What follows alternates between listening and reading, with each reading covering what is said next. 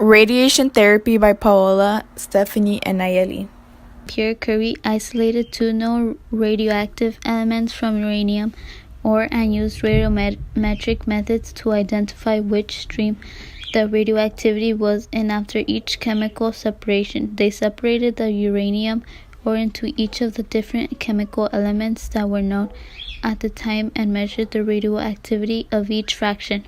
They then attempted to separate these radioactive fractions further to isolate a smaller fraction with a higher specific activity. Radiation is used in nuclear medicine that provides diagnostic information about the function of a specific organ. Radiation is a treatment which would use radioisotope. There is a great way to identify some diseases or cancers by radiotherapy.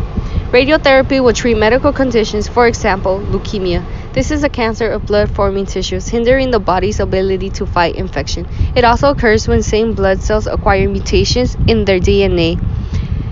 The instructions inside each cells that guide its action. To add on, 40 million medical procedures performed each year, increasing up to 5% annually. Radiotherapy is an important sterilization of a medical equipment. The use of radiotherapy requires high-energy radiation to shrink tumors and kill cancer cells. Some uses will be X-rays, gamma rays, and charged particles. All of these are types of radiation used for cancer treatment. When radiation therapy is systemic because it uses radioactive substances such as radioactive iodines that will travel in blood to kill the cancer cells.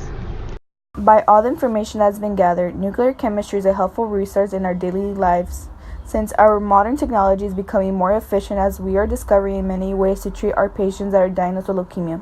Like we stated before, radiotherapy treats medical conditions, especially cancer, to weaken or destroy particular cells. Some may argue that radiotherapy damages organs that are near the pancreas, for example, kidneys, stomach, and liver. Although there might be drawbacks to radiotherapy, it helps to determine the process of chemical reactions to trace the movements of atoms in biological systems.